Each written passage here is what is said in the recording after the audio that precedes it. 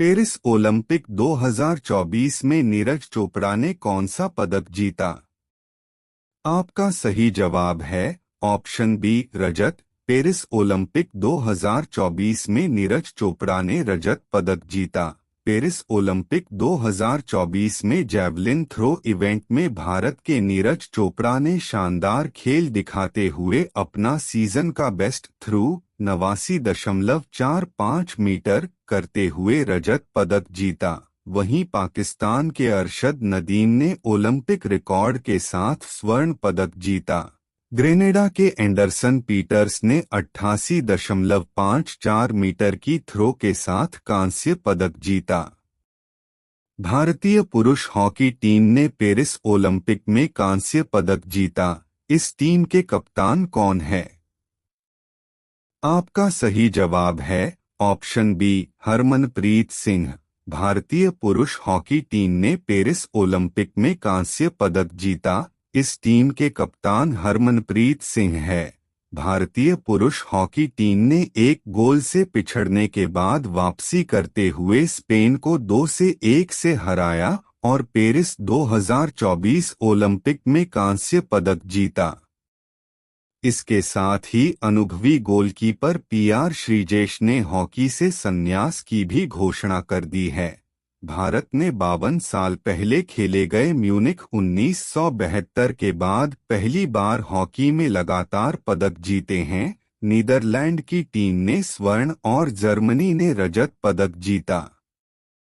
केंद्र सरकार ने हाल ही में किन दो राज्यों में नए मोर अभयारण्य स्थापित किए हैं?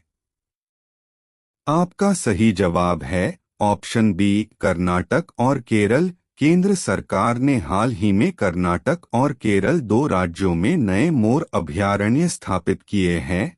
केंद्रीय पर्यावरण, वन एवं जलवायु परिवर्तन मंत्री श्री भूपेंद्र यादव ने हाल ही में कर्नाटक के आदिचुंचनगिरी और केरल के चूलन्नुअर को मोर अभयारण्य घोषित किया है।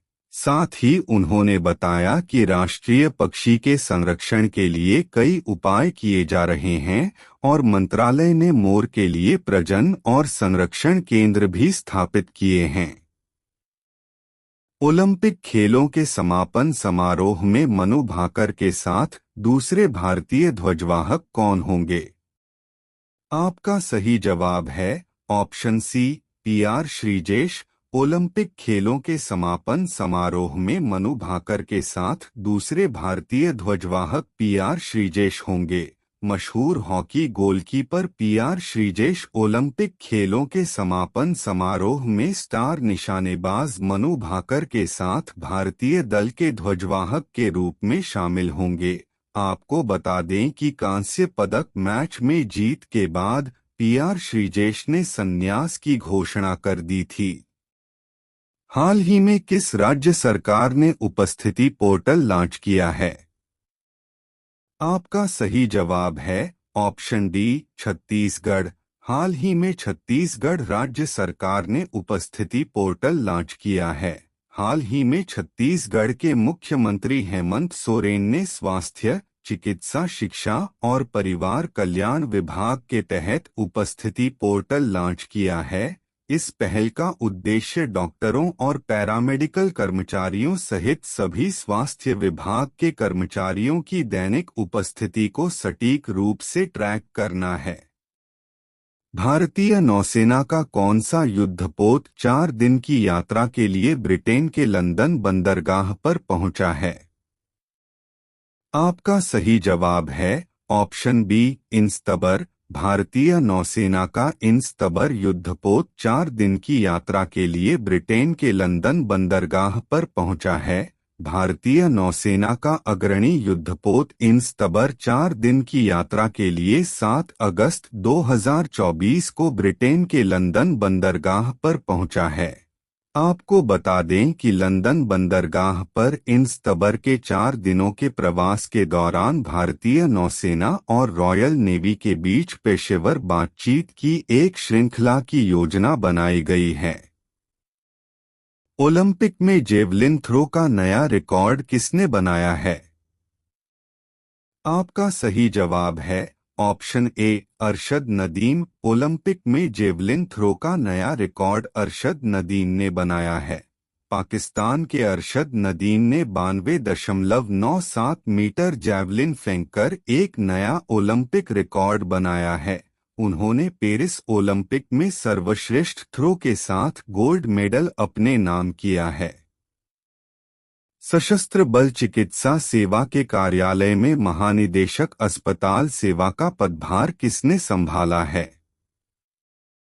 आपका सही जवाब है ऑप्शन डी अनुपम कपूर। सशस्त्र बल चिकित्सा सेवा के कार्यालय में महानिदेशक अस्पताल सेवा का पदभार अनुपम कपूर ने संभाला है। सर्जन वाइस एडमिरल अनुपम कपूर ने 8 अगस्त को महानिदेशक सशस्त्र बल चिकित्सा सेवा के कार्यालय में महानिदेशक अस्पताल सेवा का पदभार संभाला है। आपको बता दें कि फ्लैग ऑफिसर को 27 जून 1987 को भारतीय नौसेना में कमीशन दिया गया था। विदेश मंत्री सुब्रमण्यम जयशंकर किस देश की 3 दिवसीय आधिकारिक यात्रा पर हैं? आपका सही जवाब है ऑप्शन सी मालदीव। विदेश मंत्री सुब्रमण्यम जयशंकर मालदीव देश की 3 दिवसीय आधिकारिक यात्रा पर हैं। विदेश मंत्री सुब्रमण्यम जयशंकर 9 अगस्त से मालदीव की 3 दिन की आधिकारिक यात्रा पर जा रहे हैं। इस यात्रा का उद्देश्य दोनों देशों के बीच द्विपक्षीय संबंधों को सुदृढ़ करना और नए अवसरों की खोज करना है। भारत के किस इंटरनेशनल एयरपोर्ट पर पंजाबियों के लिए पंजाब सहायता केंद्र खोला गया है? आपका सही जवाब है option A Indira Gandhi international airport. Bharat के इंदिरा गांधी इंटरनेशनल एयरपोर्ट पर पंजाबियों के लिए पंजाब सहायता केंद्र खोला गया है। दिल्ली एयरपोर्ट के टर्मिनल 3 पर पंजाबियों के लिए पंजाब सहायता केंद्र खोला गया है। यहां एनआरआई और यात्रियों की समस्याओं का समाधान किया जाएगा। सहायता केंद्र में यात्रियों की सहायता के लिए हेल्पलाइन नंबर 011612328182 भी शुरू किया गया है। हाल ही में सेबी ने किसे एमसीएक्स के एमडी और सीईओ के रूप में मंजूरी दी है? आपका सही जवाब है ऑप्शन ए प्रवीणा राय। हाल ही में सेबी ने प्रवीणा राय को एमसीएक्स के एमडी और सीईओ के रूप में मंजूरी दी है। हाल ही में किस राज्य सरकार ने 5 लाख रोजगार अवसर पैदा करने के लिए लॉजिस्टिक नीति को मंजूरी दी है? आपका सही जवाब है ऑप्शन सी महाराष्ट्र। हाल ही में महाराष्ट्र राज्य सरकार ने 5 लाख रोजगार अवसर पैदा करने के लिए लॉजिस्टिक नीति को मंजूरी दी है। हाल ही में किस आईआईटी ने वास्तविक समय में लोकेशन ट्रैकिंग के लिए ई-जूते बनाए हैं? आपका सही जवाब है ऑप्शन डी आईआईटी इंदौर। हाल ही में आईआईटी इंदौर ने वास्तविक समय में लोकेशन ट्रैकिंग के लिए ई-जूते बनाए हैं। हाल ही में भारत और किस देश ने अपना विदेश कार्यालय परामर्श आयोजित किया है? आपका सही जवाब है ऑप्शन बी जाम्बिया। हाल ही में भारत और जाम्बिया देश ने अपना विदेश कार्यालय परामर्श आयोजित किया है। नीरज चोपड़ा ने पेरिस ओलंपिक में सिल्वर मेडल दिलाया। नीरज चोपड़ा ने 8 अगस्त को पेरिस ओलंपिक के जेवलिन थ्रो इवेंट में भारत को सिल्वर मेडल दिलाया। 26 साल के नीरज ने 89.45 मीटर दूर भाला फेंका और दूसरा स्थान हासिल किया। पाकिस्तान के अरशद नदीम ने जेवलिन थ्रो के नए ओलंपिक रिकॉर्ड के साथ गोल्ड मेडल जीता। उन्होंने 92.97 मीटर दूर भाला फेंका। अरशद के 2 थ्रो 90 मीटर से ज्यादा के रहे।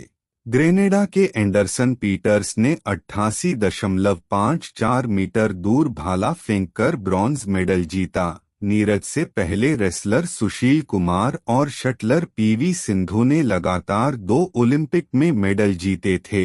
नीरज ने जेवलिन थ्रो की शुरुआत 2010 में 12 साल की उम्र में की। एसएआई पानीपत में अक्षय चौधरी नीरज के पहले कोच बने थे।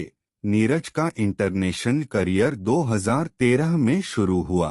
तब उन्होंने यूक्रेन में वर्ल्ड यूथ चैंपियनशिप में हिस्सा लिया था। उन्होंने अपना पहला इंटरनेशनल मेडल 2014 में बैंकॉक में हुए यूथ ओलंपिक क्वालिफिकेशन में जीता। पेरिस ओलंपिक में भारत को हॉकी का ब्रॉन्ज मेडल मिला।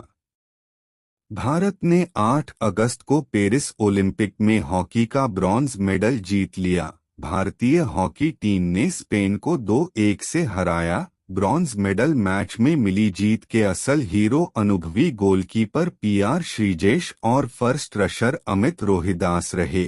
स्पेनिश टीम ने 18वें मिनट में पेनल्टी स्ट्रोक पर पहला गोल दागा और 1-0 की बढ़त बनाई। भारतीय कप्तान हरमनप्रीत सिंह ने 30वें मिनट में मिले पेनल्टी कॉर्नर पर गोल करके भारत को 1-1 की बराबरी दिलाई। फिर 33वें मिनट में पेनल्टी कॉर्नर पर गोल करके 2-1 की बढ़त हासिल कर ली। ओलंपिक का यह bronze medal match goalkeeper Sreejesh का आखिरी इंटरनेशनल मुकाबला था। उन्होंने ओलंपिक से पहले ही अपने संन्यास का ऐलान कर दिया था। श्रीजेश ने ब्रिटेन के खिलाफ क्वार्टर फाइनल मुकाबले में 11 पेनल्टी कॉर्नर सेव किए थे। यह मैच पेनल्टी शूट आउट में गया था। इसमें भी उन्होंने 2 शानदार सेव किए थे। इंडियन टीम ने ओलंपिक में लगातार दूसरा ब्रॉन्ज मेडल जीता है। टोक्यो में इंडिया ने जर्मनी को हराकर ब्रॉन्ज जीता था। भारत ने 52 साल बाद लगातार 2 ओलंपिक गेम्स में हॉकी का ब्रॉन्ज जीता है। इससे पहले भारतीय हॉकी टीम ने 1968 और 1972 के ओलंपिक में लगातार 2 मेडल जीते थे। ISLRTC और आर्मी वेलफेयर सोसाइटी MOU पर हस्ताक्षर किए। Indian sign language research and training centre यानी ISLRTC ने 8 अगस्त को नई दिल्ली में आर्मी वेलफेयर एसोसिएशन सोसाइटी के साथ एक समझौता ज्ञापन पर हस्ताक्षर किए। साझेदारी का उद्देश्य बधिर या कम सुनने वाले छात्रों के लिए अधिक सुलभ और सहायक लर्निंग एनवायरनमेंट तैयार करना है। इस रणनीतिक साझेदारी का उद्देश्य स्कूल एडमिनिस्ट्रेशन, स्टूडेंट्स, गार्जियन और टीचर्स को इंडियन साइन लैंग्वेज को बढ़ावा देने के लिए ट्रेनिंग देना है। इसमें आर्मी पब्लिक स्कूलों के टीचर्स के बीच इंडियन साइन लैंग्वेज को बढ़ाने पर ध्यान केंद्रित किया जाएगा। इसके अलावा समझौते का उद्देश्य ISL से जुड़ी पहलों की पहुंच सुनिश्चित करना है। साथ ही साथ डीफ कम्युनिटी यानी श्रवण बाधित समुदाय के सशक्तिकरण और समावेशन में योगदान देना है। यह MOU इंडियन साइन लैंग्वेज के क्षेत्र में सहयोग और विकास में एक महत्वपूर्ण मील का पत्थर है। श्री बाबा बुड्ढा अमरनाथ की तीर्थयात्रा जम्मू कश्मीर में शुरू। जम्मू कश्मीर में पुंछ जिले की लोरान घाटी में श्री बाबा बुड्ढा अमरनाथ की 10 दिवसीय तीर्थयात्रा आज से शुरू हो रही है। 8 अगस्त से शुरू हुई यात्रा का समापन सावन पूर्णिमा यानी 19 अगस्त को रक्षाबंधन के अवसर पर होगा। मान्यता के अनुसार कश्मीर के अनंतनाग में बाबा अमरनाथ की यात्रा बाबा बुड्ढा अमरनाथ के दर्शन के बिना अधूरी मानी जाती है। इस जत्थे को जम्मू के संभागीय आयुक्त रमेश कुमार और ADGP जम्मू आनंद जैन ने हरी झंडी दिखाकर रवाना किया। पहला जत्था कड़ी सुरक्षा व्यवस्था के बीच जम्मू के भगवती नगर स्थित यात्री निवास से मंदिर में दर्शन के लिए रवाना हुआ। मुख्य रूप से कर्नाटक, गुजरात और मध्य प्रदेश से करीब 700 तीर्थयात्री तीर्थयात्रा के लिए आए हैं। श्रद्धालुओं के लिए सभी इंतजाम कर लिए गए हैं और पुंछ जिले के मंडी इलाके में स्थित श्री बुड्ढा अमरनाथ मंदिर में हर साल की तरह इस बार भी भारी भीड़ उमड़ने की उम्मीद है। यह पुंछ शहर से 23 किलोमीटर उत्तर पूर्व में है। यह जम्मू से 290 किलोमीटर दूर पुलस्ती नदी के किनारे समुद्र तल से 4600 फीट ऊपर स्थित है। स्वामी बुड्ढा अमरनाथ मंदिर राजपुरा मंडी में पीर पांचाल पर्वतमाला की मुख्य पट्टी के बीच स्थित है। 1852 से 1939 के बीच डोगरा शासन के दौरान इसका खूब विकास हुआ। आज से शुरू होगा हर घर तिरंगा कैंपेन। आज़ादी के पर्व को विशेष बनाने के लिए संस्कृत मंत्रालय ने 9 अगस्त से देश भर में हर घर तिरंगा कैंपेन चलाने का ऐलान किया है। यह कैंपेन 15 अगस्त तक चलेगा। प्रधानमंत्री नरेंद्र मोदी ने आज विभिन्न सोशल मीडिया अकाउंट की डिस्प्ले पिक्चर यानी डीपी पर तिरंगा लगाकर इस कैंपेन की शुरुआत की। इस कैंपेन के दौरान देशवासियों से अपने घरों दफ्तर पर तिरंगा फहराने और सोशल मीडिया अकाउंट की डीपी में अपनी फोटो के साथ तिरंगे को भी फोटो लगाने की अपील की है। संस्कृति मंत्रालय ने इस दौरान राज्यों से राष्ट्रीय ध्वज तिरंगे को लेकर लोगों में जागरूकता फैलाने और तिरंगे से लोगों को जोड़ने से जुड़ी गतिविधियां संचालित करने के निर्देश दिए हैं। इसका उद्देश्य लोगों को तिरंगा घर लाने और भारत की आज़ादी के अमृत महोत्सव पर इसे फहराने के लिए प्रोत्साहित करना है। आज़ादी के अमृत महोत्सव अभियान के तहत यह कैंपेन शुरू किया गया था। 22 जुलाई 2022 को खुद प्रधानमंत्री मोदी ने देश के लोगों से अपने घर पर तिरंगा फहराने की अपील की थी। तब से हर साल यह कैंपेन चलाया जाता है। इसरो अपने 55वें स्थापना दिवस पर अर्थ ऑब्जर्वेशन सैटेलाइट 8 लॉन्च करेगा। भारतीय अंतरिक्ष अनुसंधान संगठन यानी इसरो अपने 55वें स्थापना दिवस 15 अगस्त 2024 को अर्थ ऑब्जर्वेशन सैटेलाइट 8 लॉन्च करेगा। सैटेलाइट को आंध्र प्रदेश के श्रीहरिकोटा में स्थित सतीश धवन अंतरिक्ष केंद्र से लॉन्च किया जाएगा। EOS-8 एक रिमोट सेंसिंग माइक्रो सैटेलाइट है जिसका मास लगभग 175.5 किलोग्राम है। इसे 475 किलोमीटर की ऊंचाई पर सर्कुलर लो अर्थ ऑर्बिट में स्थापित किया जाएगा। सैटेलाइट का जीवन लगभग 1 वर्ष का होगा। प्रतिवर्ष 9 अगस्त को दुनिया भर में विश्व आदिवासी दिवस वर्ल्ड ट्राइबल डे 2024 मनाया जाता है। नीरज चोपड़ा ने पेरिस ओलंपिक 2024 में 89.45 मीटर के शानदार थ्रो के साथ सिल्वर मेडल जीता है, जबकि पाकिस्तान के अरशद नदीम ने 92.97 मीटर के सर्वश्रेष्ठ थ्रो के साथ गोल्ड मेडल अपने नाम किया है। विदेश मंत्री सुब्रमण्यम जयशंकर 9 अगस्त से मालदीव की 3 दिन की आधिकारिक यात्रा पर जा रहे हैं। दिल्ली एयरपोर्ट के टर्मिनल 3 पर पंजाबियों के लिए पंजाब सहायता केंद्र खोला गया है। यहां NRI और यात्रियों की समस्याओं का समाधान किया जाएगा। सर्जन वाइस एडमिरल अनुपम कपूर ने 8 अगस्त को महानिदेशक सशस्त्र बल चिकित्सा सेवा के कार्यालय में महानिदेशक अस्पताल सेवा सशस्त्र बल का पदभार संभाला है। पश्चिम बंगाल के पूर्व मुख्यमंत्री बुद्धदेव भट्टाचार्य का 80 वर्ष की आयु में निधन हो गया है। पेरिस ओलंपिक 2024 के पुरुष हॉकी मैच में भारत ने स्पेन को 2-1 से हराकर ओलंपिक खेलों में लगातार दूसरी बार ब्रॉन्ज मेडल जीत लिया है।